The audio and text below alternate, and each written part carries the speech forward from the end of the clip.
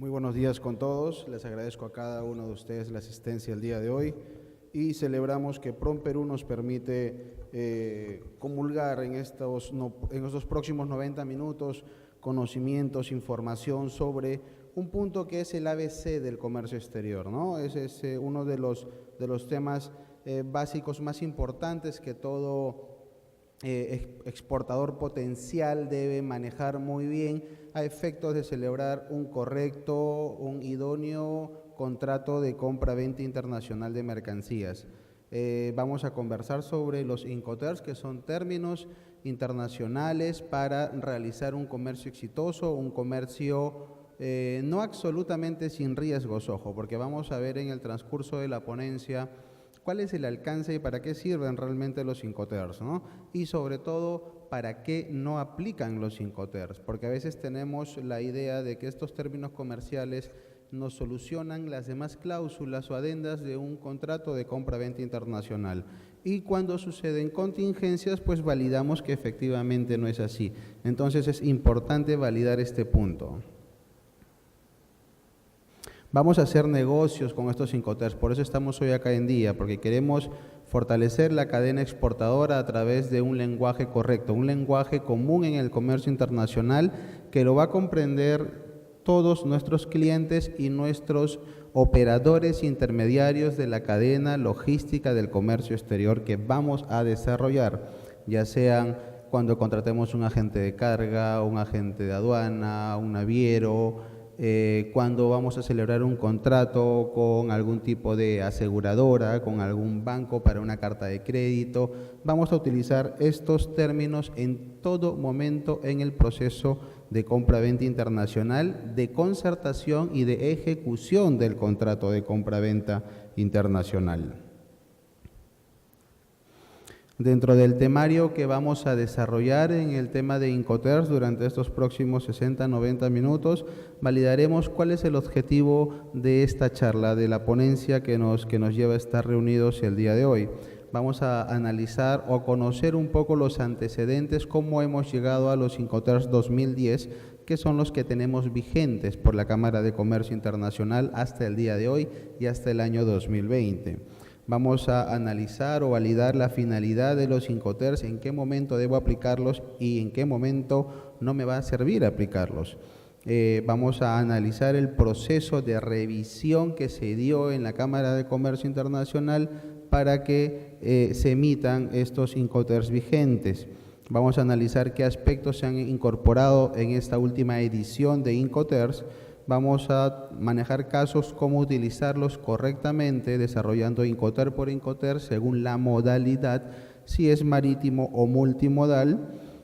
Vamos a ver la clasificación de Incoterms y finalmente con casos prácticos las responsabilidades entre vendedor y comprador para cada regla, cuáles son los alcances, ya sea de costos, ya sea de riesgos. ¿Cuál es el objetivo de la charla? ¿No? Incorporar el uso correcto de estas reglas, de estos términos comerciales, que ojo no son leyes, en las operaciones normales de importación o exportación que nosotros desarrollemos y celebremos con nuestros clientes o con nuestros proveedores. Vamos a conocer las modificaciones efectuadas en las reglas Incoterms 2010 con relación a la penúltima versión que era los Incoterms 2000 y obviamente el objetivo fundamental es que hoy terminamos con el concepto claro de cuáles son las responsabilidades entre comprador y vendedor en caso pues de accidentes, de hurtos, de robos o de cualquier contingencia durante el traslado de la mercancía, desde que nosotros la despachamos hasta que llega a la fábrica de nuestro cliente en el país de destino. Entonces, entramos de lleno a desarrollar el tema de Incoterms. ¿Qué representa Incoterms? Incoterms representa una visión, por ejemplo, de dónde entrego las mercancías. Según el Incoterm que yo celebro, el Incoterm claramente me va a indicar en qué punto de la cadena logística debo yo entregar las mercancías. Debo entregarlas en mi fábrica, debo entregarlas en el puerto, debo entregarlas en la aduana de destino, debo entregarlo en algún almacén de destino. Entonces, Toda esa información me la va a transmitir el Incoterm, en el cual yo estoy celebrando mi contrato de compra-venta internacional. Me va a indicar también en otro punto la transmisión de riesgos, hasta dónde yo soy responsable por el cuidado de la mercancía, qué sucede si hay una contingencia, si hay un hurto, si hay un robo, hasta dónde yo debo hacerme responsable, ya sea con mi seguro particular o con el propio seguro que le he contratado a la mercancía para poder coberturar el daño, salir adelante de la contingencia. También me indica acerca de la distribución de gastos, que son momentos muy distintos en algunos Incoterms para efectos de coberturar costos. ¿Qué costos debo coberturar? ¿Debo contratar al transporte? ¿Debo contratar acaso a la gente de aduana?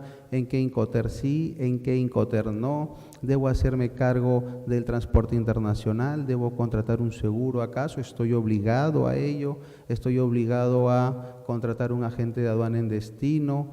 ¿Estoy obligado a pagar los impuestos en destino? ¿Estoy obligado acaso a asumir los costos de entrega, de descarga, de desestiva en destino? Esto nos va a indicar los Incoterms, ¿no? ¿Qué gastos debo asumir? Y en función a estos gastos, pues yo ya puedo empezar a estructurar una correcta plantilla de costos para poder llegar a mi precio de venta internacional según el tipo de Incoterm en el cual yo estoy promocionando, ofreciendo mi producto, mi oferta exportable. Finalmente también nos indica los trámites documentales, que mucho va de la mano con el tema de la distribución de gastos. ¿Por qué? Si yo tengo que contratar un agente de aduana, ¿qué documentación le tengo que entregar? Pero ¿qué pasa si yo le vendo en export y yo no me hago responsable de nada? ¿Por qué yo tengo que emitir una factura?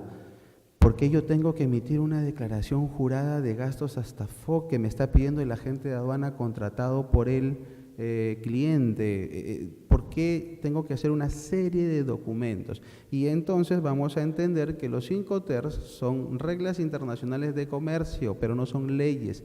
Para entender el proceso de exportación definitiva tenemos que conocer el INTA PG02, que es el procedimiento general de exportación definitiva, dentro del marco de la Ley General de Aduanas vigente de nuestro país, que es el Decreto Legislativo 1053. Entonces, no solo me basta con conocer de Incoterms, también es recomendable manejar el proceso legal de una exportación, que no es para nada complicado, pero muy al margen de mi obligación comercial en costos, en riesgos y en documentos, también tengo una obligación legal con el Estado peruano de cumplir con cierta documentación para llevar a cabo exitosamente un proceso de exportación, ya sea para el proceso previo al embarque, en el embarque y post-embarque al momento de regularizar la exportación.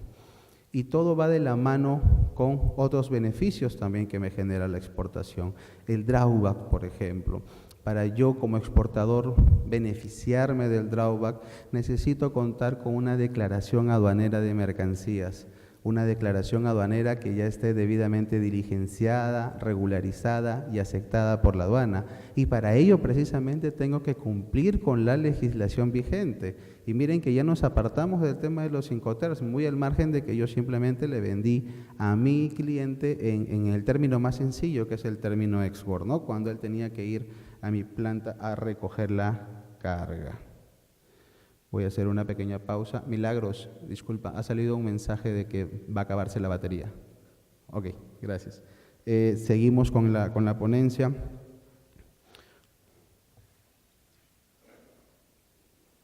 Vemos cómo es la dinámica del comercio internacional, donde interrelacionan un vendedor, un comprador, y dentro de esa interrelación existe pues obviamente una oferta de una mercancía contra la aceptación de un precio que le resulte pues idóneo al vendedor, y una vez que se concerta empieza la cadena logística. El Incoterm es simplemente la base sobre la cual se va a concertar un contrato, pero es lo que va a dar las reglas de juego para ejecutar ese contrato precisamente, ¿no?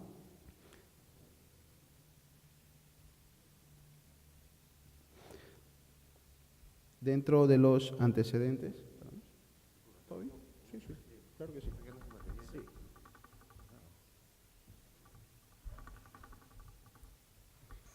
Vamos a seguir. Dentro de los antecedentes del desarrollo de los términos de comercio internacional, pues vemos claramente que desde 1812 ya se venía desarrollando una idea, una visión de que iba a ser necesario empezar a establecer parámetros, desarrollar reglas para que no haya contingencias al momento de desarrollar los contratos, de ejecutar los contratos. Y es así que en 1812 aparece pues en las Cortes Británicas por primera vez el término FOB, siendo el primer antecedente documentario que se ha encontrado sobre un Incoterm. A finales del siglo XIX se agrega el término CIF y es recién en 1919, hace 97 años, que se funda en París el ente promotor y regulador de estos Incoterms en todo el mundo, como lo es la Cámara de Comercio Internacional en Francia. Y es en el mismo 1919 que en paralelo Estados Unidos también desarrolla sus propios Incoterms americanos, llamados RAFTs, definiciones revisadas del comercio exterior para los Estados Unidos. ¿Por qué? Porque Estados Unidos a la vanguardia indicaba que ellos necesitaban Incoterms personalizados, ya que ellos tenían transporte multimodal a gran escala con el tema de los trenes, con el tema ferroviario, pero estos Incoterms cuando querían ser aplicados pues a otras geografías, a otros escenarios, a otras realidades, terminaban siendo muy difíciles de acomodar a la realidad de otros países. Finalmente, en 1936, la Cámara de Comercio Internacional crea, emite, le da nacimiento a la primera versión de los Incoterms. En 1941 también se realiza una primera revisión de estos Incoterms americanos, que ya venían en un proceso de decaimiento en aceptación de otros países del orbe. En los años 40 y en los años 50, organismos de las Naciones Unidas los empiezan a aceptar como propios y los empiezan a difundir y a promover para la aplicación en diversos países que formaban parte del grupo. En los años 60 y 70 se empieza a desarrollar el transporte multimodal y con ello se inicia el uso del invento más importante del siglo pasado, que es el uso de los contenedores. Finalmente, en 1980, en la famosa Convención de Viena de 1980 de las Naciones Unidas sobre contratos internacionales de compra-venta de mercancías, se incluye el uso de Incoterms como de gran importancia para evitar contingencias en la celebración de todos los contratos. En 1985, estos Incoterms americanos que venían viviendo en paralelo con los Incoterms de la Cámara de Comercio Internacional son derogados, ya que no venían siendo utilizados a gran escala como se estimaba al momento de su emisión. En los años 80 y 90 van apareciendo más términos según la evolución del comercio internacional. Es así que aparece el FCA, el CPT y el CIP, que vamos a ir analizándolos posteriormente por la especialización en el propio transporte, ¿no? Vemos cargas puerta a puerta, cargas para vehículos, cargas sobredimensionadas y sobre todo el aumento del uso de los contenedores. Es en los años 90 que se incorpora por primera vez el término DDU y se adiciona la obligación al vendedor a confirmar por escrito la entrega de la mercancía, ¿no? Esto vamos a ver que poco a poco va también dejándose de lado en la última versión. Y sobre todo en la penúltima versión, en la versión 2000, se hacen algunas precisiones a la responsabilidad entre comprador y vendedor, pero realmente no hay cambios sustanciales como sí lo hubo en el 2010, que lo vamos a ver en breve. Vamos a ver que la Convención de Viena tiene pues validez internacional y regula la formación de todos los contratos de compra-venta. Ahí se incluyen derechos y obligaciones del vendedor y del comprador, los que pues generan estos contratos. Concluida, nos menciona que la Convención de Viena, el 11 de abril de 1890, fue firmada por 18 países y posteriormente se adhirieron 59 países más. La etapa de planeación de todo contrato de compra-venta internacional es la etapa base, la etapa fundamental, la etapa que le da nacimiento al éxito de un negocio y también le puede dar nacimiento al éxito del fracaso del mismo, si es que las reglas de juego no están claras desde ese preciso momento, ya que en la etapa de planeación se establece el contrato y se acuerdan las condiciones para realizar la entrega y el pago de las mercancías. Se establecen los precios, se establecen las contrapropuestas hasta que se llega al proceso de concertación de este contrato de compra-venta internacional. Una vez concertado el contrato, tenemos que pasar a la etapa de ejecución, que es la etapa operativa. Lo primero que va a analizar su departamento logístico, su operador logístico, es validar en qué Incoterm usted está vendiendo, porque en función a eso se despliega toda la cadena logística en riesgos, en costos y en procesos operativos. Por ejemplo, usted le está vendiendo a algún país de Oriente Medio pues productos agroindustriales, ¿no? Pero usted le ha vendido en FOB. Hasta ahí estaba todo súper bien, pero cuando está ejecutando ese contrato, el Incoterm FOB indica claramente que el flete pues debe ser pagado en destino, ¿no? El flete debe ser pagado COLEC. Y cuando lo esté ejecutando se da cuenta que no existe flete COLEC para ese país en Oriente Medio, porque las aerolíneas pues tienen algunas políticas restrictivas de pago COLEC en algunos países. Y por ese pequeño detalle, aunque muy simple que parezca, el negocio se puede caer, el negocio puede fracasar. La venta que iba a ser el gran promotor, el gran impulsor, su primera venta, su primera exportación, termina siendo la primera y última, y eso no se busca. Entonces, no solo se trata de validar en qué Incoterm me conviene más vender, sino también analizar el mercado al cual yo me estoy proyectando, mercado el cual puede tener ciertas características, condiciones, restricciones y problemática del propio mercado que van a obligar que en ese mercado solo pueda yo vender en ciertos Incoterms. Por lo tanto, mi precio de venta va a cambiar significativamente porque voy a asumir más gastos que los que yo tenía proyectados al principio. Imagínense que cierran el contrato con el cliente y a las 2 semanas se enteran de este problema y ustedes le vuelven a escribir al cliente y decirle, oiga, la aerolínea no va para allá, Colet. Ustedes pónganse en el caso del cliente, ¿qué sentirían? Desconfianza, desazón, y lo primero que se preguntarán, oiga, pero si lo primero que tiene que saber mi proveedor, mi vendedor, en origen es eso, ¿no? Tiene que conocer la cadena. Entonces empezamos a transmitir pequeños o grandes alarmas de desconfianza con nuestros clientes, cuando lo que se trata en un negocio de compra-venta internacional es generar exactamente todo lo contrario, ¿no? Eso es básico, validar esos puntos críticos, que si bien es cierto, no tienen que conocerlos a la perfección, sí pueden validarlos a través de los distintos operadores logísticos con los que están trabajando día tras día, ¿no? Dentro del contrato de compra-venta internacional se desarrollan también una serie de contratos paralelos y contiguos sobre el proceso que están desarrollando. Llámese los contratos de venta propiamente dichos, los contratos de transporte.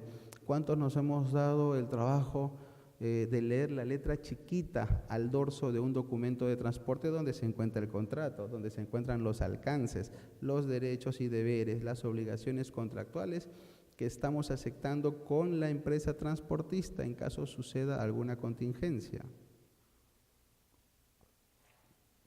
La letra chiquita nadie la lee, ¿no? Tengo el caso de una compañera que estaba exportando plata, estaba exportando joyería de plata, el envío era muy pequeño, creo que no superaba el kilo o el kilo y medio, pues sí, y el monto de la exportación eran promedio 9.000 o 12.000 dólares, si más no recuerdo, eso fue hace algunos años. Pero tenía que hacer varias conexiones hasta llegar al aeropuerto de destino. En esas conexiones una caja tan pequeña se perdió, con toda la carga que movilizan los aviones entre un aeropuerto y otro, entre bodega y bodega, la carga se perdió. La aerolínea finalmente le reconoció 20 dólares por kilo. Estamos hablando de 20 o 40 dólares contra 9 o 12.000 dólares. Entonces ella me pregunta qué debió hacer, ¿no? Lo recomendable cuando tenemos cargas, por ejemplo, tan pequeñas y de valor, asegurarlas.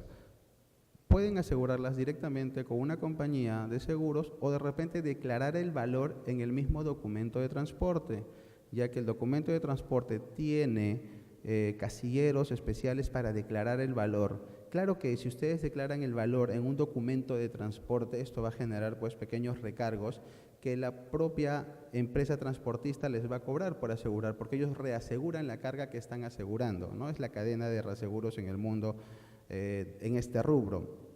Pero ante una contingencia, pues ya saben que la aerolínea a través de sus compañías de seguros les va a responder y no solo les va a pagar pues $20 por kilo, ¿no?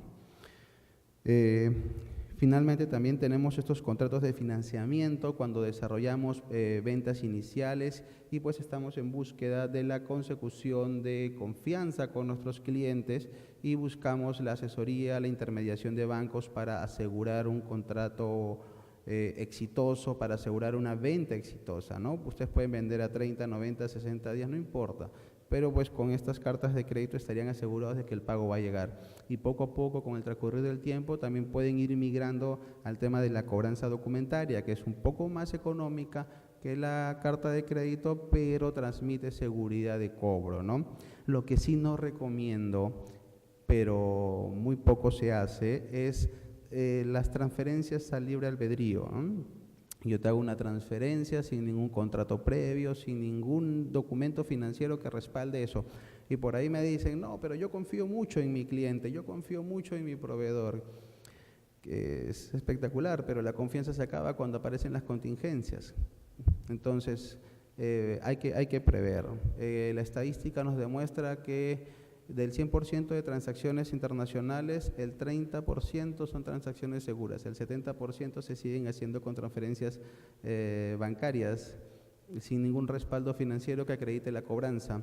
¿Qué pasa si ustedes por ahí me dicen, no, pero yo mando el contenedor y si no me paga no le mando los BLs? Me parece excelente. Pasan 2 semanas, empezó a pagar ese contenedor sobre estadía y le siguen sin pagar. ¿Qué van a hacer ahí? Wow, entonces tengo que hacer 2 cosas, o rematarlo, ya empezamos a perder el negocio, ¿se dan cuenta? O pedir el retorno. Ya pagaron un flete de ida, están pagando un flete de retorno, van a pagar desabanaje de retorno, entonces se cayó el negocio. Y no solo se cayó, nos generó pérdidas económicas que fue muchísimo más grave, ¿no? Y si estamos hablando de una primera operación de comercio exterior, nos podría quebrar tranquilamente. Entonces hay que tener cuidado con eso. Y ponerle mucho énfasis en el tema del seguro. Recuerden, es mejor tener un seguro y no usarlo que necesitar usarlo y no tenerlo. El año pasado en las costas de Buenaventura encalló una nave y con ello se tuvo obligatoriamente que sacrificar aproximadamente 140 contenedores. ¿Qué sacrificar? Al agua, para que la nave pueda reflotar y pueda seguir su marcha y no se pierda toda la mercancía. De los 140 o 145 contenedores, creo que la mitad tenía seguro. Inmediatamente las compañías de seguros actuaron y les reembolsaron a sus beneficiarios. ¿Qué pasó con los otros 70, el 50% de empresas que no tenía seguro? Perdió la mercancía. Entonces, a veces uno dice, a mí no me va a pasar, hasta que le pasa. Entonces, aunque parezca muy eventual, sucede y a veces sucede en el momento que menos lo esperamos.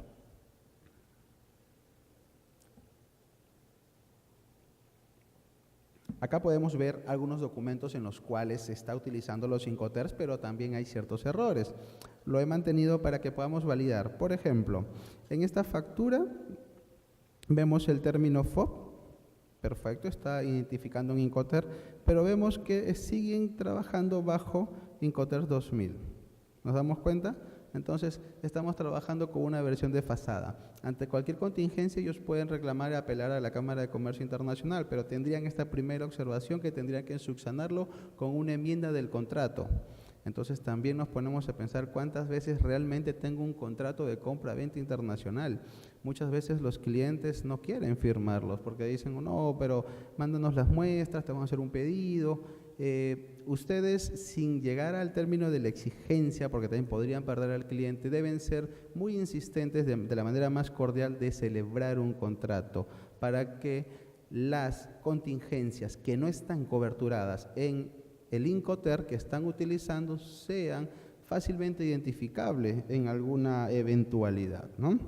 Acá también tenemos otra factura de compra-venta internacional que menciona el Incoterm en el cual se está desarrollando. Y por el Incoterm podemos identificar claramente pues, que no es marítimo, sino es multimodal, en este caso es un aéreo. El Incoterm está presente absolutamente en todo. El Incoterm permite efectuar una serie de cálculos, permite efectuar declaraciones. Por ejemplo, tenemos en pantalla una declaración aduanera de mercancías, hoy en día llamada DAM, antes Declaración Única de Aduanas, llamada DUA, póliza.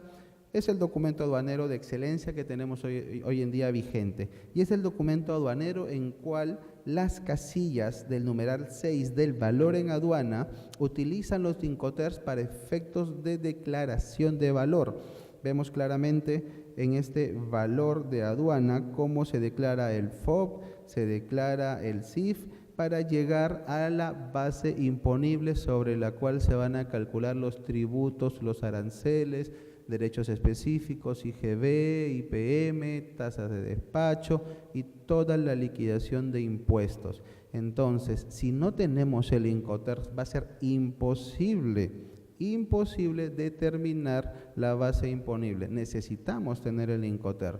Y en función al Incoterm que ustedes están celebrando, aduana lo que hace es recibe la información y la clasifica, ya que los Incoterms más utilizados, por no decir los únicos utilizados para materia estadística aduanera que podemos ver en el portal de SUNAT, es el FOB y el CIF, ¿no? El FOB para determinar exportación y el CIF para determinar importación base imponible. Entonces, por ahí también empezamos a darnos cuenta que si nosotros estamos vendiendo en ESCOR, estamos vendiendo en CFR, estamos vendiendo en CPT, tenemos que presentar documentos aclaratorios que desagreguen estos Incoterms para llegar al FOB, porque sencillamente en el FOB es el Incoterm que por ley se debe declarar las mercancías. Muy al margen del tema comercial, porque esto es un tema netamente legal aduanero.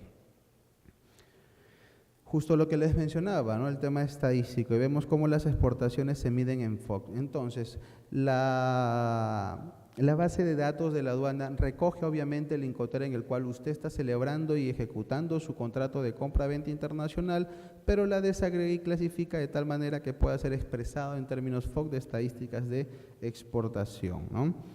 Acá vemos un pantallazo de lo que es una liquidación de adeudos que mencionábamos hace un momento en el caso de las importaciones, cómo a través del Incoterm se determina la base imponible y cómo de esa base imponible estamos desarrollando la estructura de costos de impuestos para procesar con éxito una importación, ¿no? Vemos acá que se calcula el ad valorem. Bueno, en este caso el ejemplo no tiene ad valorem porque era una partida arancelaria liberada. Derecho específico tampoco tiene porque no era ni leche, ni queso, ni trigo, ni los productos que están bajo este criterio. No tenía selectivo al consumo porque no era un producto suntuoso. La IPM, promoción municipal, impuesto general a las ventas, no tenía antidumping, no tenía tasa de despacho, era una mercancía de ligero proceso, felizmente, ¿no? Entonces, ya entendiendo dónde se van aplicando los Incoterms y cómo van apareciendo en cada parte del contrato de compra-venta, de la ejecución, de mi intermediación con los diversos operadores, los actores del comercio internacional. Entonces, ¿qué significado encuentro para Incoterms? Uno solo: condiciones internacionales de comercio. Condiciones internacionales de comercio, no leyes. Condiciones para un comercio exitoso, un comercio claro, un comercio transparente. La Cámara Internacional de Comercio, que ya comentamos que en 1936 pues, emitió esta primera versión, ha llevado a cabo desde esa fecha 8 revisiones. 1953, en el 67, 76, 80, 90, 2000 y 2010 la última revisión. Damos cuenta que desde la quinta revisión hacia adelante las revisiones son por décadas. ¿Y en qué se basa la revisión? Obviamente pues en la evolución del transporte, ¿no? El transporte cambia y con ello cambian los Incoterms, cambian las modalidades del transporte. No sabemos qué Incoterms pueden aparecer en el 2020, aunque ya están trabajando en ello, y mucho menos los que van a aparecer y los que van a desaparecer en el 2030. Lo que sí sabemos es que el transporte va a cambiar, como ha venido cambiando a lo largo de estos años. Finalmente, los Incoterms pues establecen reglas, mas no son leyes, siempre lo repito porque es bueno entender la diferenciación, ¿no? Tiene como finalidad facilitar la conducción del comercio global, ¿no? Para evitar contingencias, incertidumbres sobre todo, para tener las reglas de juego muy claras. Los Incoterms ayudan a identificar obligaciones entre las partes contratantes, vendedor, importador o vendedor-comprador. Los Incoterms determinan punto exacto de transferencia de riesgo, que no es el mismo que el punto exacto en muchos casos de la transferencia de costos, y sobre la responsabilidad de la entrega de la mercancía. ¿Qué no hacen los Incoterms? Ojo con esta parte, por favor. No son leyes, ¿no? Y lo hemos repetido varias veces hoy. Son recomendaciones reconocidas como práctica internacional uniforme. Entonces, por ahí me preguntan, entonces, si no son leyes, ¿son fáciles de desconocer?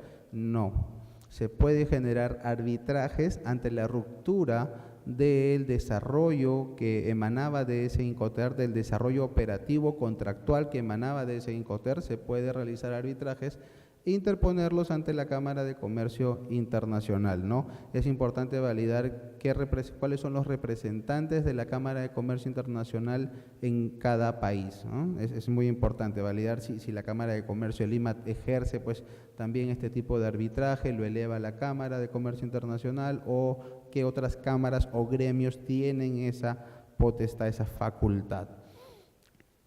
Los Incoterms no determinan la propiedad de una mercancía, nos menciona. Es verdad, los Incoterms no generan propiedad de una mercancía.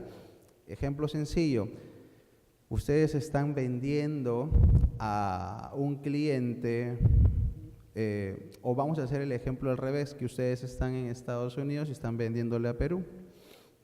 Ustedes han vendido en CFR, llegó la carga en el documento de transporte está consignado al cliente de ustedes en Perú, y según nuestra legislación vigente, lo único que necesita el consignatario de ese documento de transporte, vale decir vuestro cliente en Perú, es cumplir con la normativa de importación, con la obligatoriedad del proceso de importación para la nacionalización, que son dos: la formalidad documentaria, la formalidad administrativa, y la segunda, la formalidad tributaria.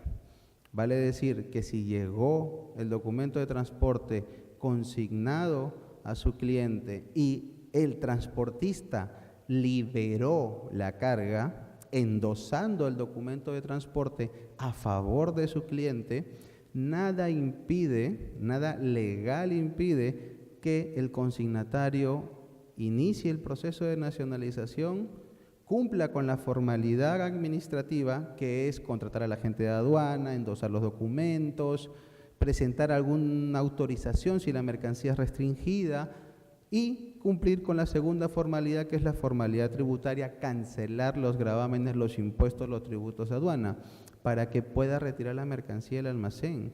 Entonces, por ahí dice, oiga, pero ustedes que están en Estados Unidos, oiga, pero el cliente de Perú todavía no me ha pagado. ¿Por qué se puede llevar la carga? Porque no lo han estipulado de manera clara y formal en el contrato de compra-venta internacional. Porque en el contrato debería haber una cláusula, una adenda que lo indique claramente, porque el pago de una carga sí transfiere propiedad de una mercancía, o de repente es una venta a crédito y ahí sí no tendría nada que ver el ejercicio que acabo de demostrar. Entonces, después de que el consignatario se llevó la carga, pues el vendedor está sumamente preocupado porque ya no tiene cómo asegurar el pago de la mercancía. Y dice, oiga, pero yo utilicé el Incoterm. El Incoterm no determina propiedad de una mercancía. Si la carga, en este caso, no había sido cancelada y tenía que ser cancelada para su entrega, y ustedes de manera diligente embarcaron la mercancía, cosa que no debían de hacerlo, embarcaron la mercancía, Lo recomendable en este caso es actuar de inmediato y solicitar, ya que ustedes están pagando el transporte internacional, solicitar a la compañía de transportes que no libere el documento de transporte, porque si lo libera va a ser muy difícil después bloquear la carga en los depósitos temporales para que no sea retirada, ya que ese bloqueo debería estar sustentado. Entonces, no confundamos las reglas comerciales con las leyes aduaneras vigentes, ¿no? Por más que se entrelacen entre sí en el día a día, hay que tenerlas conceptualizadas de manera muy clara y muy separado. Genera mucha contingencia, estos casos se ven usualmente, por eso es muy importante determinar también la modalidad de pago, y por eso también hace un momento les comentaba sobre pues un poco la informalidad de hacer transferencias simples, ¿no? Que no estén respaldadas de documentos, instrumentos financieros que les permita a ustedes asegurar la cobranza de sus mercancías. Es muy riesgoso. Los Incoterms indican, no es un servicio todo incluido, ¿no? Frecuentemente detalles que van más allá de los Incoterms deben ser obviamente cubiertos por cláusulas, por adendas. Cada contrato debe ser un contrato personalizado. No pensemos que simplemente por cargar el Incoterm en una de las cláusulas del contrato todo está arreglado, todo se sobreentiende, todo se supone. Esas dos palabras son las que han generado más pérdidas dinerarias, más fracasos y más quiebre de empresas que cualquier otra en el mundo.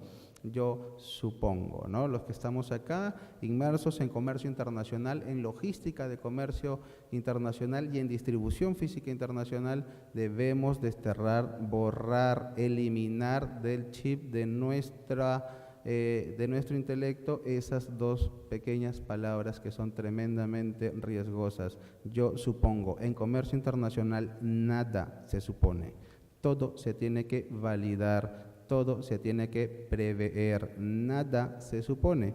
Entonces, cuando alguien les responda, yo supongo, ustedes lo que tienen que entrar es en crisis, porque saben que se ha aperturado un punto crítico muy peligroso y sobre el cual pueden haber serias contingencias.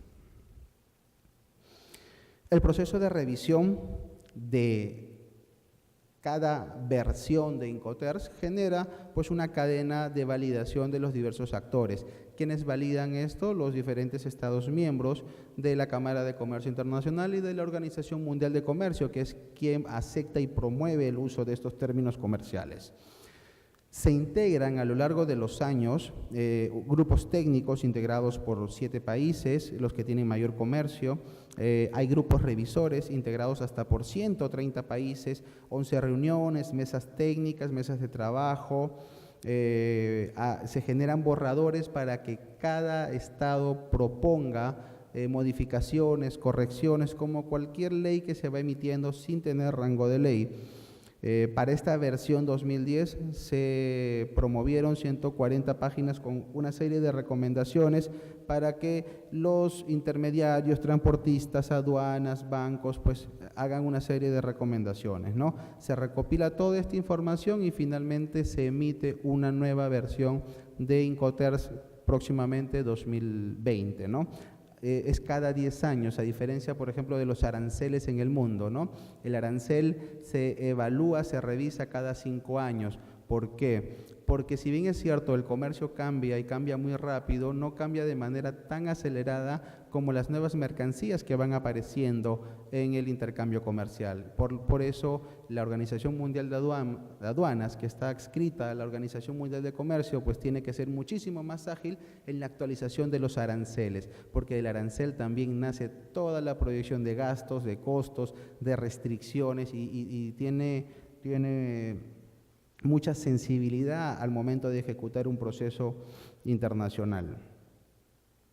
Finalmente, para los Incoterms vigentes, se desarrollaron diversas reuniones con grupos de trabajos en Londres, en Praga, en París. La Comisión de Legislación y Práctica de la Cámara de Comercio Internacional la aprueba y el Consejo Ejecutivo pues la emite, ¿no? Los aspectos incorporados a la versión 2010, le pone un nombre en particular con marca registrada, Incoterms 2010, reduce de 13 a 11 las reglas, los términos internacionales, antes habían 13, esta vez la Cámara consideró que se complicaba demasiado mientras más términos había, que lo más sencillo era empezar a agrupar términos y que cada contrato pues tenga adendas particulares según la naturaleza de la mercancía que se estaba intercambiando. Reconoce también las operaciones comerciales entre los mercados únicos que antes no había, sobre todo para la zona europea, la Comunidad Europea. Acepta la comunicación electrónica. Este es un paso importante porque antes se utilizaba mucho el papel y el papel era un sinónimo de documento confiable, de documento valedero, pero se acepta que el mundo ha cambiado, el mundo ha evolucionado y se empiezan a aceptar los documentos electrónicos, por ejemplo, las facturas electrónicas, ¿no? Antes era, pues, oiga, usted me tiene que emitir la factura con los sellos, ahora pues se puede emitir por sistemas y mandar al país de destino por sistemas también. En alguna versión de Incoterm indicaba que el cliente tenía que emitir un documento en el cual aceptaba la carga. Entonces era demasiada burocracia, demasiada papelería. Ahora también acepta que con un simple correo electrónico se pueda dar por finalizada la ejecución de ese contrato bajo ese Incoterm. Y obviamente reconoce las nuevas prácticas de transporte, ¿no? Y vamos a ver qué nuevas modalidades van a aparecer en el futuro. Neutraliza el género, vendedor es vendedor, ya sea vendedor o vendedora, comprador es comprador, ya sea comprador o compradora. Y se establecen obviamente una serie de pautas muy puntuales para el uso correcto del marcado del Incoterm en el contrato, ¿no? Utilizas el símbolo de marca registrada, siempre se va a escribir Incoterm con I mayúscula, siempre se va a utilizar o no utilizarlo en circular, siempre en plural, serie de detalles y características. ¿Qué es lo que alcanzan los Incoterms? Los Incoterms pues reflejan una práctica business to business en los contratos de compra-venta, ¿no? Definen tareas, a qué tarea yo me allano, qué es lo que debo hacer y qué es lo que no debo hacer.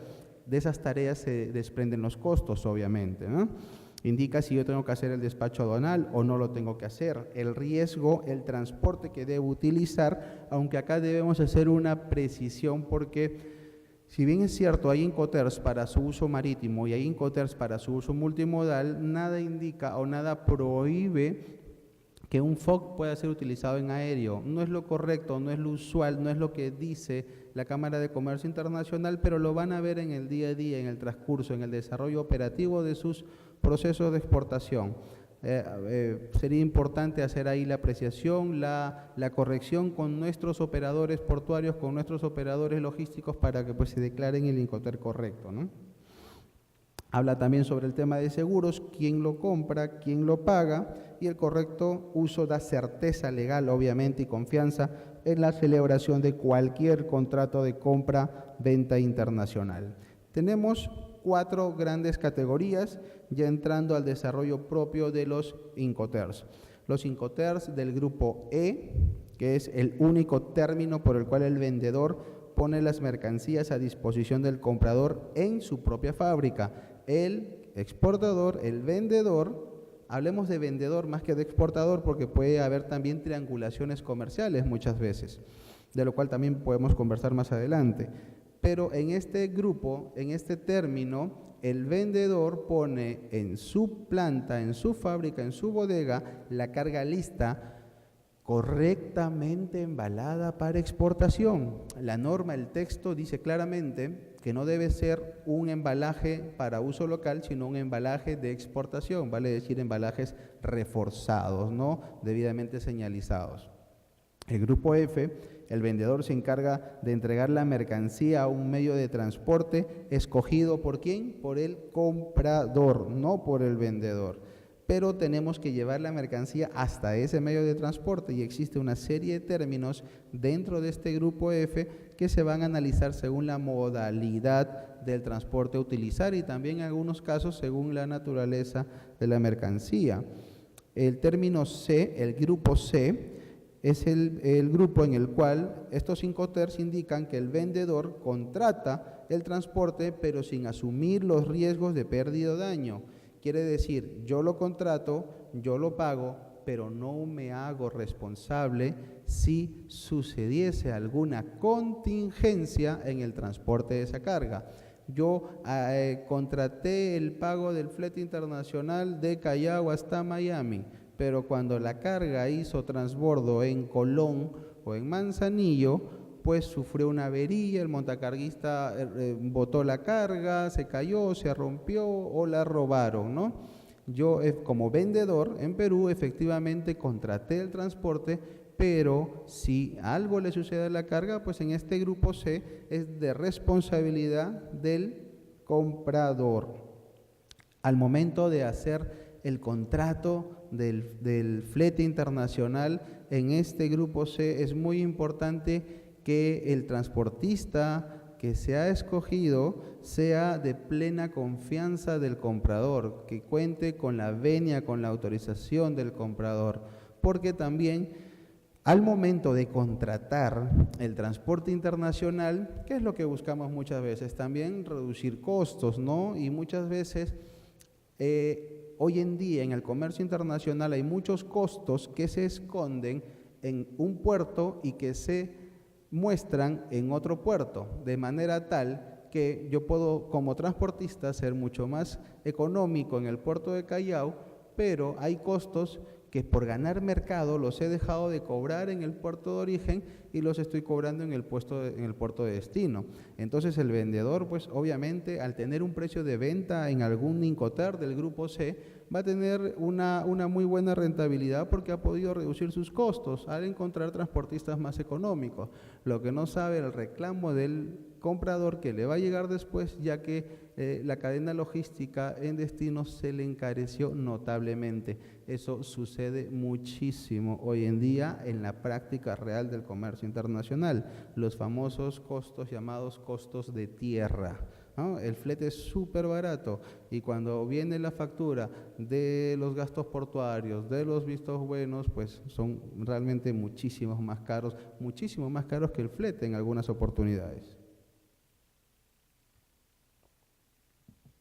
Y finalmente, los Incoterms del grupo D, que son los, denominemos Incoterms para los vendedores primarios, Incoterms muchísimos más arriesgados, ya que demandan pues obviamente un control muy experto, muy expertise de toda la cadena, de contar con operadores logísticos en origen y en destino que les den la confianza de realizar una trazabilidad al 100% de la carga desde que sale hasta que llega a destino, ¿no? Acá los tenemos ya desagregados. En el grupo E tenemos el Exwork en fábrica, en el grupo F tenemos 3 Incoterms, el FCA, que se utiliza para poder identificar cuando la carga se deja en la modalidad aérea, en los terminales aeroportuarios, en los depósitos temporales aeroportuarios, el FASC sobre todo muy utilizado en carga granel, carga sobredimensionada, y el FOB, que es el Incoterm más usado, ¿no? El Free on Board, el libre a bordo, que lo vamos a detallar más adelante. En el grupo C vemos 4 Incoterms muy marcados. Podemos identificarlos como en grupos de 2 a nivel interno, ¿no? El CFR y el CIF están dentro del grupo de Incoterms utilizados en la vía marítima, donde el CFR incluye una serie de gastos más el flete y el CIF es como el CFR más el seguro. Vamos a detallarlos cada uno más adelante. Y el segundo grupo, los Incoterms del grupo C para las otras modalidades, utilizado mucho en la vía aérea, el CPT, que es el equivalente al CFR, y el CIP, que es el equivalente al CIF. Vamos a verlos más adelante. El grupo D tiene una gran novedad, acá es donde se puede mostrar claramente que de la versión anterior, que eran 13, han pasado a 11, y acá están en el grupo D, el Super Incoterm llamado DAT, que indica que la carga debe ser entregada en el terminal portuario o aeroportuario en destino, el DAP, que la carga debe ser entregada en algún almacén convenido, no necesariamente en el almacén del cliente, del comprador, pero en algún almacén convenido, le da esa facilidad, y el DDP, que la carga debe ser entregada pagando todos los impuestos. En el DDP, voy a avanzar un poquito en el DDP a darles una primera mención. ¿Por qué no recomiendo el DDP? Salvo excepciones. Pero ¿cuáles excepciones? Excepciones donde la mercancía no genera ningún tributo. ¿Por qué? Porque los tributos de aduana en la gran mayoría de países, por no decir casi todos, se complementan o se constituyen como crédito fiscal. Si yo vendo en DDP, esos tributos que se van a generar en el país de destino van a llegar a mi contabilidad de costos como un costo, como un gasto. No lo voy a poder recuperar contablemente ni fiscalmente.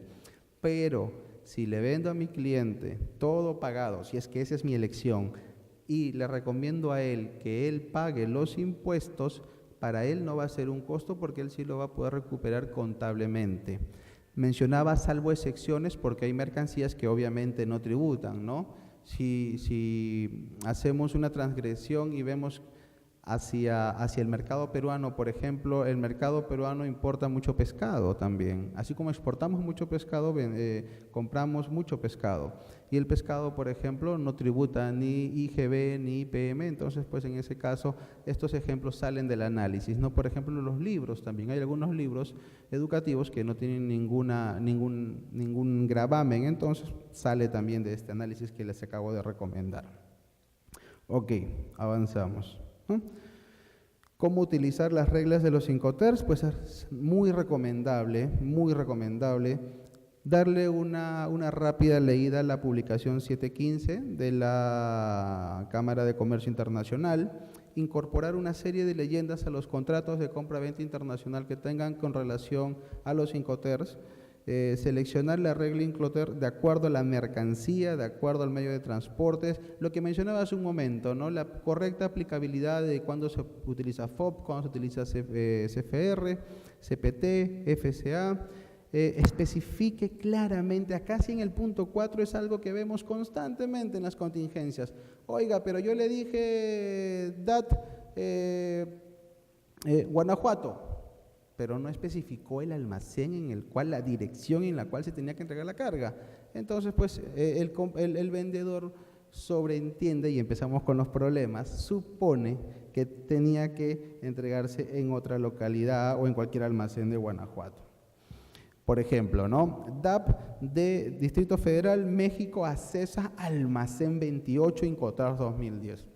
Ya sabe que esa carga tiene que llegar a este almacén, ¿no? O CPT, León, Guanajuato, México, Boulevard Asensio López Mateos, 1102, Incoterms 2010. Tiene que ser muy preciso. Ojo, las reglas Incoterms no proporcionan un contrato de compra-venta completo, que es lo que venimos comentando desde que hemos iniciado la ponencia, ¿no? Lo que sí indican es quién está obligado a hacerse cargo del transporte y quién del seguro, cuándo el vendedor entrega los bienes al comprador, quién es responsable de cuáles gastos. Cuando mencionamos cuándo el vendedor entrega los bienes al comprador, no estamos hablando de fechas. Ojo, debe haber cláusulas especiales para el tema de plazos, de fechas de entrega, penalidades y sobre todo si tiene pues esa operación de comercio, si tiene una carta de crédito que la respalde con mayor razón. Las reglas Incoterms no hacen referencia a precios a pagar ni formas de pago, transferencias de propiedad de la mercancía que lo hemos explicado y consecuencias por incumplimiento de contrato. El Incoterms solo indica que el contrato se incumplió, mas no indica cuál es la penalidad por ese incumplimiento. Eso lo tiene que indicar el contrato. Por eso desarrollar el contrato es muy importante. Recomendación: asesórense para la formulación de modelos únicos de contratos de compra-venta, como plantillas, de los cuales se pueda desprender una serie de variaciones según la naturaleza de las cargas que ustedes están comercializando. Pero los alcances mínimos deben estar coberturados en este contrato, mínimos para su seguridad, ¿no? El papel de los documentos en aduana está en función de cómo se ubican los Incoterms ante los trámites aduaneros, ¿no? También indica qué documentación debo alcanzar y qué documentación no debo alcanzar. sobre todo cuando se utiliza Incoterms del grupo D, que están inmersos mayores obligaciones para mí como vendedor en el país de destino. Ahí vemos las abreviaciones de los Incoterms, cómo se van realizando, que esto ya lo hemos visto hace un momento. Las diferencias puntuales también las hemos comentado, que se reducen de 13 a 11, ¿no? Vamos en este momento a compartir un video simpático de cómo se desarrolla la logística de los Incoterms.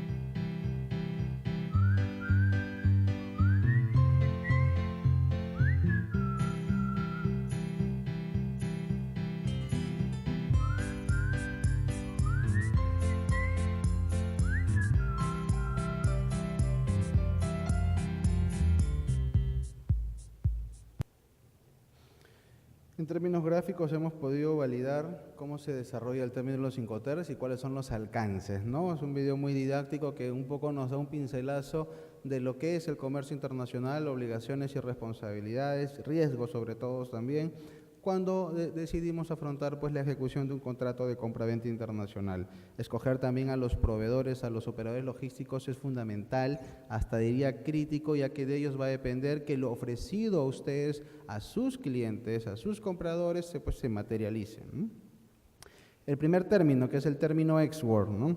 Es el término en el cual yo como vendedor tengo la menor cantidad de responsabilidad, ya que yo me encargo simplemente de entregar la mercancía en mis bodegas, en mi planta, en mi fábrica, y es el comprador quien tiene la obligación de acercarse a mi domicilio de la fábrica y contratar su propio transporte, inclusive la obligación de estiva de la carga desde mis almacenes al medio de transporte es también a cuenta del comprador. Yo tengo que entregar la mercancía correctamente embalada bajo términos internacionales de embalaje, ¿no? Eso sí es una apreciación muy importante que hizo la Cámara en la última versión.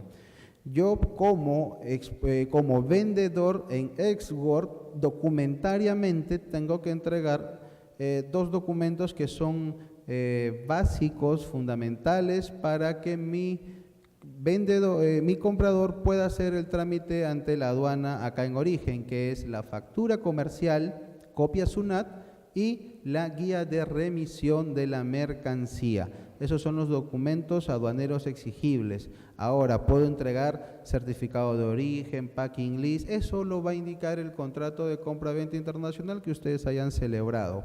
Y desde el 28 de mayo del año pasado, también como un documento, como un tercer documento, debo entregarle al agente de aduana que haya contratado el comprador una carta mandato, que es una carta poder con firma legalizada ante notario, que yo como vendedor autorizo al operador logístico, a la agencia de aduana que ha contratado a mi vendedor, a realizar el despacho de exportación en mi nombre. Entonces acá pues entran también un poco las dudas. Oiga, pero si yo no estoy haciendo nada, yo solo me he dedicado a vender en Xwork. Sí, pero para que la exportación se formalice, la legislación aduanera no analiza términos de comercio internacional, sino analiza la formalidad documentaria que el propio procedimiento de exportación exige. Entonces tengo que entregar 3 documentos en cualquiera de los casos: la factura comercial copia SUNAT, o si es una factura electrónica, la factura electrónica correspondiente, la guía de remisión para el transporte de la mercancía, si no en el camino puede ser decomisada por los operativos de la SUNAT, y esta carta mandato legalizada con firma ante notario, donde yo autorizo por un periodo de tiempo, una semana, un mes, no puede pasar de un año, al agente de aduana asignado por mi cliente para que haga pues los trámites de exportación. ¿Y por qué estoy obligado a ello? Estoy obligado no solo por la legislación de aduanas, sino también por un tema de conveniencia comercial. Si ustedes están emitiendo una factura de exportación, una factura de venta al exterior, ustedes necesitan un documento que respalde esa factura, porque esa factura no conlleva IGB, no está generando IGB. Entonces, contablemente, ante una fiscalización, ¿cómo ustedes van a acreditar que realmente han hecho una venta internacional al exterior? A través de la declaración aduanera de mercancías, que va a consignar, que va a coberturar, que va a amparar esa factura que ustedes han emitido. Por eso es importante que ustedes también cumplan con esta formalidad para que no tengan problemas con SUNAT al momento de la declaración tributaria. Y dos, y creo que muchísimo más importante para cada uno de ustedes, es que el tema del drawback exige que la exportación se materialice, se consolide, se regularice, se finalice.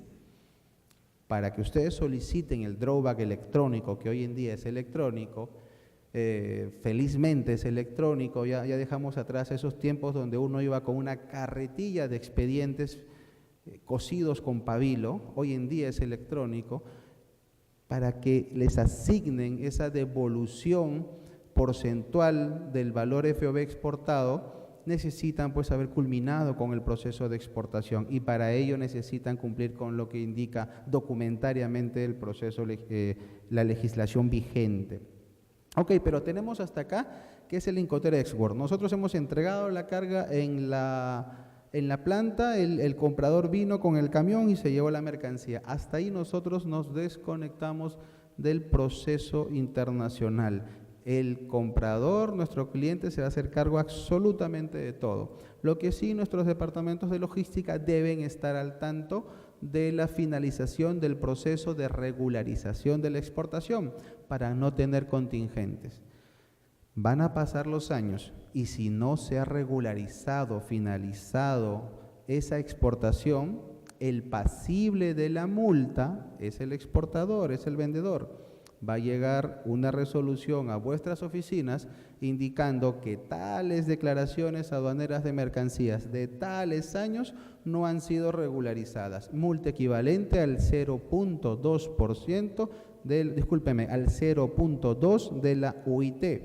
Si estamos hablando que la UIT, si no me equivoco, está en 3.950 o 3.900, estamos hablando de casi 710 soles por cada DUA, ¿no? Si no me equivoco, si la matemática no me falla, más o menos es el monto de la multa. Por lo tanto, es recomendable que sus departamentos de exportación validen que se haya terminado la regularización de la exportación.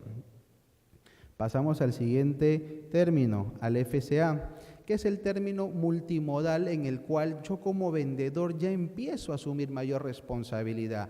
Yo tengo que contratar al operador logístico. ¿Por qué digo al operador logístico? Lo digo para poder, entiéndase a partir de este momento, operador logístico igual al conjunto de dos actores del comercio exterior, que es el agente de aduana y el agente de carga. El agente de carga, para que me pueda tramitar, gestionar, conseguir, confirmar la reserva en la aerolínea, el espacio, la reserva, y el agente de aduana para que pueda hacer los procesos de numeración, refrendo, regularización de la exportación ante la autoridad aduanera. Entonces, consolidémoslo para abreviar en operador logístico. Hoy en día, usted puede contratar un operador logístico que conlleve ambas empresas o lo puede contratar por separado. No tiene obligación ante ninguno que sea la misma empresa. Entonces, en este término, yo como vendedor ya estoy obligado a contratar pues a este operador logístico que recoja la carga, que la lleve al terminal aeroportuario, que ingrese la mercancía y que me emita, ojo con este dato, que me emita o que me envíe copia de la constancia de recepción de mi carga por el depósito aeroportuario, por el terminal, por el depósito temporal o por el almacén, como lo quieran llamar, ¿no? La ley dice que es depósito temporal. ¿Por qué es importante eso? Porque esta constancia de recepción de que mi carga ya ingresó a un depósito temporal es la validación de que yo ya inicié el proceso internacional y se lo puedo transmitir claramente a mi cliente porque en esa constancia de recepción está, en el caso aéreo, el número de la guía aérea con la cual va a viajar la carga a destino. Y mi cliente fácilmente puede traquearla en la web. Eso, por ejemplo, es una prueba de confianza, una prueba de fe de que la carga se ha ingresado. Las 10 cajas con 100 kilos están dentro de las bodegas de las aerolíneas. Entonces, muchos usan estos documentos para el tema de cobranza, ¿no? Oiga, yo ya confirmé que la carga ya ingresó, usted puede validarlo en la web y me paga. Normalmente se hace eso antes de que la carga se despache a destino. Finalmente, yo también tengo, pues a través de este operador logístico, que asumir los costos de la emisión de una declaración aduanera de mercancías en el caso de exportación. Esos son los dos costos que yo estoy asumiendo. Entendamos entonces que nuestra estructura de costos ya tiene no solo el valor de la mercancía, el costo de la mercancía, sino el costo del transporte al Callao, el costo de contratar el agente de aduana. No el costo del flete, porque eso es pagadero en destino, en el grupo F. Tenemos este Incoterm que es marítimo y se utiliza mucho para cargas a granel, donde la mercancía se pone al costado del buque para su inmediata estiva adentro de la nave, ¿no? En este Incoterm, el vendedor tiene que asumir esos gastos también, los gastos de estiva y de ingreso de la carga. Es en la modalidad marítima donde aparecen los famosos gastos portuarios. Entonces, en este FAS, que es sobre todo para carga a granel y que la carga se deja al costado del buque, y en el siguiente, que es el FOB, vamos a ver claramente que nuestros costos se incrementan, porque ya tenemos costos de la propia mercancía, costos del traslado de la mercancía, el traslado local del almacén a Callao o al puerto de salida, tenemos el costo de contratar el agente de aduana para que nos represente Y tenemos los costos portuarios, pago dentro del almacén, la movilización de la carga para un aforo, la recepción, la estiva de la carga dentro de un contenedor, o si es un contenedor, la movilización de la carga de este depósito temporal al puerto para su embarque. Tenemos una serie de costos que tenemos que también coberturar dentro de nuestra estructura de costos. Para que tengan una idea, una carga consolidada en promedio, incluyendo vistos buenos y costos portuarios, está alrededor de los 350 a 450 dólares por embarque. Una carga consolidada, una carga suelta que le llaman, ¿no? Una carga LCL. Y un contenedor tiene costos estimados para el puerto del Callao, costos portuarios, entre 800 o 850 dólares por contenedor. Entonces, de un análisis de experiencia más que de números, yo diría que el punto de quiebre entre manejar una carga por la vía aérea, que el flete es mucho más alto, y manejar una carga por la vía marítima, que el flete es muchísimo más bajo, yo diría que entre los 300 o 350 kilos sería un indicador para que nosotros empecemos a hacer los análisis en ambas modalidades. ¿Cuánto me estoy ahorrando si lo saco marítimo a diferencia del aéreo en flete? Pero a eso le tengo que sumar los costos portuarios y hacer el análisis. Obviamente en tiempos, en tránsito, la opción va a ser siempre la vía aérea, ¿no? Pero cuando estamos hablando de destinos cuyo monto por kilo son 3, 4 dólares y vamos a embarcar, por ejemplo, ahí es con un sencillo ejemplo, 4 dólares por kilo y vamos a sacar 300 kilos, estamos hablando de 1.200 dólares solo de flete aéreo. Tenemos esos 400 kilos, no van a superar la tonelada, por lo tanto no va a superar, no es carga volumen, no va a superar el cubo métrico. Y el estimado para ese destino puede estar en 100 dólares. 1.200 dólares contra 100 dólares de flete. Tenemos una diferencia de 1.100 dólares, pero tenemos que sumarle los gastos portuarios. Por eso que les comentaba que más o menos el punto de quiebre va a estar entre los 300 a 350 dólares. Varía en función al destino, en función a la naturaleza de la mercancía. Una carga perecible siempre va a costar mucho más que una carga general. Hay carga perecible que no se puede mandar en contenedor consolidado porque necesita cadena de frío, necesita atmósfera controlada, necesita estar a una temperatura determinada. Por lo tanto, nos vamos a ver obligados a embarcarlo por la vía aérea. En la vía aérea, por ejemplo, al ingresar la carga perecible, si contamos con depósitos, pequeñas cámaras dentro de estos depósitos aeroportuarios para pues la conservación del producto, ¿no? Cámaras refrigeradas, cámaras congeladas, para su correcta conservación. También se debe etiquetar, rotular que esta carga, pues ya sea que toque tránsito o toque destino final, debe permanecer pues en cámaras acondicionadas para este tipo de productos. No son cámaras especializadas, ojo, pero sí mantienen por lo menos la cadena de frío. En el término FOB, para terminar, pues es el Incoterm en el cual nosotros tenemos que asumir todos estos gastos, ¿no? Estos gastos portuarios que no teníamos coberturados en el FCA, que es para la vía multimodal, sobre todo para la vía aérea. Ya en el CFR entramos a tallar en los mismos costos que teníamos con el FOB, pero tenemos que asumir el pago del transporte internacional. Acá quiero hacer una precisión para que vean. El color verde más intenso indica los costos asumidos y el color verde menos intenso indica los riesgos asumidos. Acá podemos ver fácilmente que, si bien es cierto, pagamos el costo, el precio del flete internacional, tenemos la indicación puntual de que no asumimos el riesgo en caso suceda una eventualidad. El riesgo, la transferencia de riesgo se da en el puerto de origen, por más que el Incoterm indique que yo tengo que costear la carga hasta el puerto de destino, y eso va a pasar en todos los Incoterms del grupo C. El CIF es idéntico al CFR que hemos comentado, pero sí tengo que contratar un seguro internacional para las mercancías. Entonces, por ahí viene la pregunta, contrato MAFRE, contrato RIMAC. Algunas empresas tienen estas modalidades de asegurar carga y creo que a través de pólizas globales, más que específicas.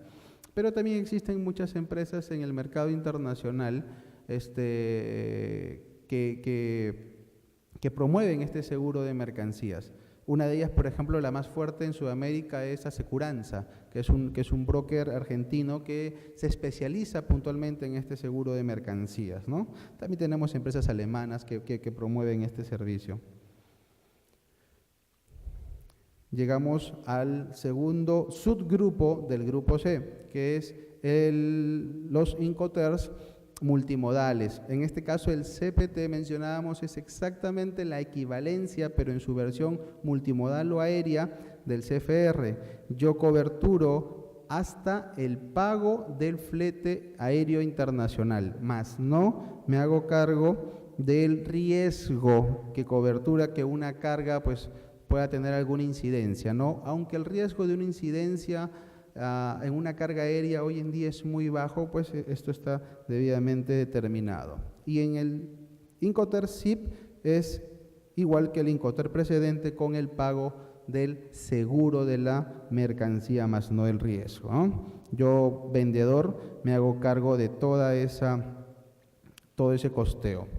Y pasamos finalmente al grupo D, donde están los denominados Super Incoterms más el DAT, que es la entrega en terminal. Si se dan cuenta, y en este mapa logístico, vemos claramente que todos los costos, transporte, aduana, gastos portuarios, como aparecen, las estivas, el flete, el seguro, la descarga en el puerto y el pago de los gastos portuarios en destino y su equivalente riesgo son asumidos por mi persona como vendedor. Yo le dejo la carga a mi cliente en su almacén en destino. Yo soy responsable por esos costos, los costos portuarios y el riesgo latente que ello puede generar. Hasta este Incoterm yo recomendaría probar. ¿Por qué? Porque en los Incoterms siguientes demandan una serie de expertise en el manejo de la carga cuando ya se va a desaduanar, cuando ya se va a entregar, una expertise del agente de aduana en destino. Entonces, muchas veces es recomendable, por el conocimiento del propio mercado, que nuestro cliente, que nuestro comprador sea el que se encargue de pues, hacer estas coordinaciones, ¿no? Eso es muy riesgoso. Y finalmente el DDP, que es pues el que ya habíamos explicado, que es donde yo me encargo de todo hasta que la carga llega al almacén de mi cliente, más no me encargo de la desestiva y la entrega, ¿no? Yo solo llevo la carga hasta el almacén. Exactamente lo mismo, pero al revés que el export, ¿no? El cálculo del precio de exportación varía en función al tipo de Incoterm que estamos utilizando. Por ejemplo, ¿no? Yo tengo camisas de algodón y tengo una rentabilidad esperada del 40%, ¿no? Mi costo de orden de compra es de $50,000 y tengo gastos de embarque de $1,000, flete internacional de $2,500 y tengo una serie de datos de costos de la cadena logística. A donde vamos a apuntar con este ejercicio es que si yo lo vendo en export, mi rentabilidad, que espero que es el 40%, si mi costo es 50, lo voy a vender en 70. Rentabilidad de 20, el 40% estimado. Pero si lo vendo en FOB, ya mi costo no va a ser 50, sino va a ser 51, porque estoy asumiendo pues los gastos de transporte y otros gastos aduanales. Obviamente, mi 40% de rentabilidad va a subir en función a ello y va a ser mucho mayor también la rentabilidad. Pero la rentabilidad aumenta en función de que aumenta el riesgo también. El riesgo también es una inversión y tiene que generar una rentabilidad. Pero bajo este concepto cualquiera me diría, oiga, entonces vendamos todo en DDP. El riesgo es tan alto cuando entramos a los Incoterms del grupo D que es preferible pues mantenerse hasta el C, ¿no? Y es el 98% o 99% del uso y costumbre del comercio internacional en el mundo, ¿no? Trabajar en FOB y en los Incoterms del grupo F y en los Incoterms del grupo C. Muy poco, pero más importante también el export en algunos casos y muy poco en los Incoterms del grupo D. Yo les agradezco a todos por su asistencia el día de hoy, por su fina atención y estoy llano a cualquier consulta que podamos absolver en este momento.